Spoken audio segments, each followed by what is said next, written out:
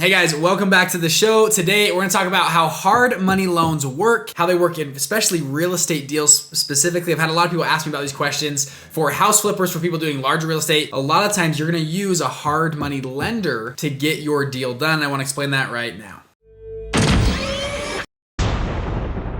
All right, so today's gonna be a fun episode. I actually first learned about this. I had a good friend. He had flipped a lot of homes, and he had flipped, I think around at the time, it was about 200 homes. He had flipped himself, or his teams had gone out and flipped. And I had heard of this concept before, hard money loans, but I sat down with him and and he kept saying, oh, we'll just use hard money, we'll do this. And he would always mention different terms, points, interest rates, negotiation stuff, fees, title insurance, but I didn't know what it all meant. And finally one day he sat me down, and I said, hey, can you teach me hard money loans? So he sat me down and he taught me what I'm about to explain to you guys, and it helped me immensely to understand. Even lenders on big real estate projects will use this type of financing to get deals done. Now, a lot of misconceptions, you say hard money loans are so expensive. Yes, but they still make you a lot of money. And the example I'm about to share will prove that you'll still make a lot of money even when borrowing money from an expensive lender. All right. So what is a hard money loan and why do you need it? So I'm going to go over to the whiteboard of truth and justice. A lot of truth, a lot of justice happens on this whiteboard. So we're going to map this thing out, do a few examples, and hopefully you'll get it all. Now, if you're on the podcast, that's fine. I'll talk through everything. But if you want to hop into the YouTube video, you can see and me diagram this whole thing out. Okay, so hard money loans are typically for real estate, and specifically a lot of times for house flippers, people doing fix and flip, stuff like that. Now, why do you need a hard money loan? What usually happens is in real estate, or you're flipping a house, you find this beautiful house over here,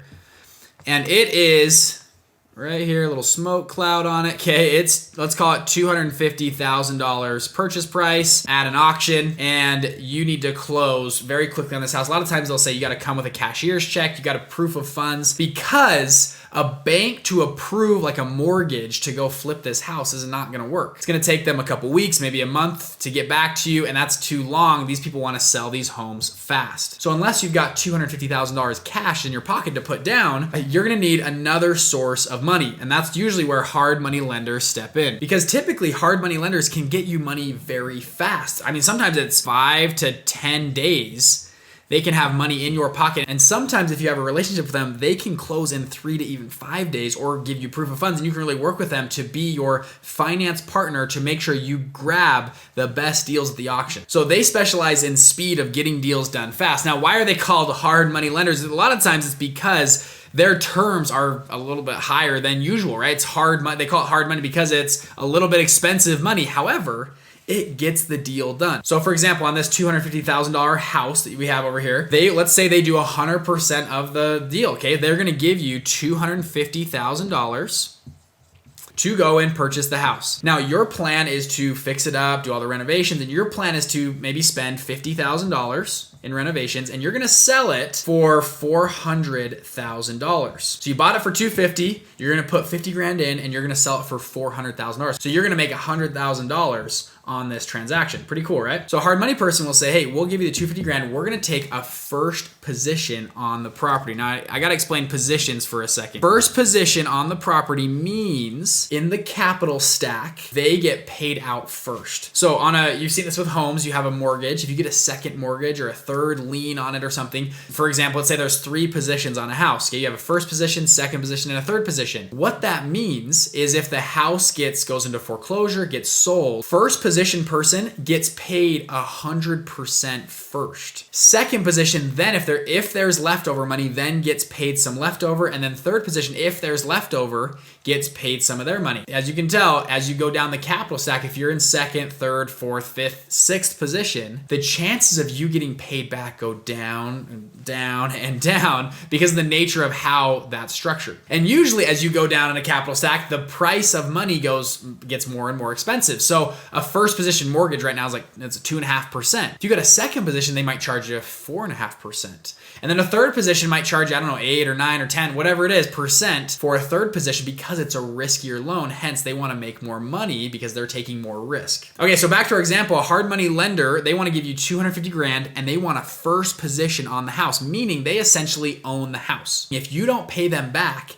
they are just going to take the house themselves. Now, a hard money lender typically wouldn't do a deal like this unless they believe you're buying that house for a very good deal. If you're buying it for 250 grand and they're like, man, it's a screaming deal, I'll give you 100% LTV as loan to value. Okay, loan to the current value of the house is 250 grand. So if they're going to do the entire purchase price, they're going to give you 100% LTV. Now, I always fight with people because I do hard money loans, is people always want to explain to me LTV is after remarket value, ARV. So in our example here, they're doing 100% LTV, loan to value, which from the lender's point of view is a little bit risky, because what if this house drops, the entire stock market drops 30% overnight? Well, shoot, they're out of luck. You say, hey, well, I can't pay anymore. They have to now take the house and they take a loss on their 250 grand. That's why with a lot of my loans that I do not do 100% loan to value. I'll say, hey, I want to do 80%.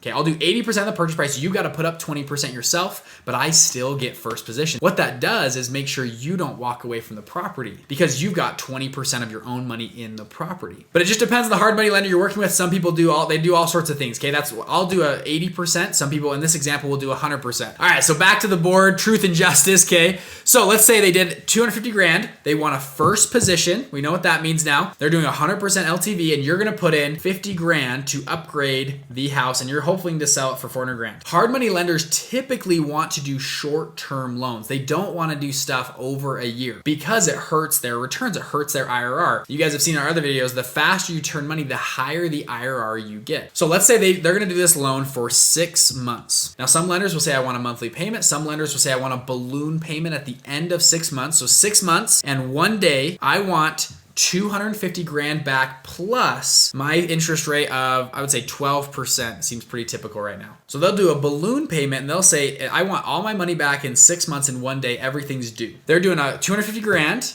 They're going to help buy you the house. You're going to put in 50 grand yourself and you're hoping to sell it for 400 grand. And they want a first position and it's a 6 month loan, and in 6 months and 1 day, everything's due. So Bridger, what are some typical terms that they have on the loan? How much do they charge? What's percentage points? All that kind of stuff. A lot of hard money lenders will do this. They'll say, hey, I want a couple points up front. Let's call it 3 points and 11% interest. So 3 points of 250K, 3 percentage points would be $7,500 they want up front. 7,500. They want to do the deal to get them out of bed, to pay for lawyers, because if you back out of the deal last second, they've done all this work, they want to get paid. Now, you can negotiate with them. Who's going to pay for the title insurance? Who's going to pay for the legal docs? Who's going to pay for all that? That's negotiable up front. Sometimes that's inside of the points. They'll say, hey, of the 7,500, we will cover the legal docs, but you got to cover title, or we'll cover title, you cover legal docs, whatever it is. Sometimes they'll say, hey, you're covering everything else. We still want 3 points up front to get us out of bed, to make sure we do all this and to work. But that's what they mean by percentage points. And then below here, we have 11% interest. And it depends on the firm. Sometimes they charge 11 points. They'll say, hey, we want 11 percentage points. Whether it's in 6 months or 3 months or 2 months, we want 11 points. Some firms will say, hey, we want 11% interest annualized. So on this loan, it's a 6 month loan. 11%, that really means though you're paying 5.5%. Because it's an annualized number. Again, it depends on who you're dealing with and who you're talking with, or from a lender's point of view, how you want to pitch your deal. So like I said before, there's a lot of negotiation that goes on here. How many points, how many interest, and a lot of hard money lenders though, if you're on the real estate side of things, they usually have their terms laid out and they say, take them or leave them. That's typically what they say. They say, this we do 3 points, we do 11%, we do 75. Like this is the deal, take it or leave it. You can go to somebody else. There's plenty of hard money lenders. This is what we will do for you, but we will have money in your pocket in 7 days. And yes, I think you can push them on a few things, but a lot of times they have a lot of deals and they want to be prideful and they'll say, nah, just go to somebody else. They'll kick you out and they want to have that realm. So they are not someone that has a reputation that's negotiated with. All right, so we're getting all messy on the board here, but back to the example, okay? 250 grand, they go down, let's say you bought the house, it goes great. You put in 50 grand of your own, or you use whatever else financing. And sometimes hard money lenders will give you a line of credit that you can draw down to do the flip for that other 50 grand, whatever. Let's say though, you put your own money in, 50 grand, and you sold it for $400,000. Awesome. So you made 100 grand profit on this house flip. And Chip and Joanna Gaines are giving you high fives and you're like, I'm sick. I'm going to have a TV show in like a year from now. I'm the champ of the world. But you've got to still pay back your hard money loan. So you pay back the principal on the sale, 250 grand is back, and now you've got to pay their fees. You've already paid 3 points up front. You've already paid the $7,500 up front. And now you've got to pay 11, let's call it 11% interest annualized. So that would be 5.5% just points on 250 grand, which is $13,750. And no, I did not do that mental math. I had to go get a calculator.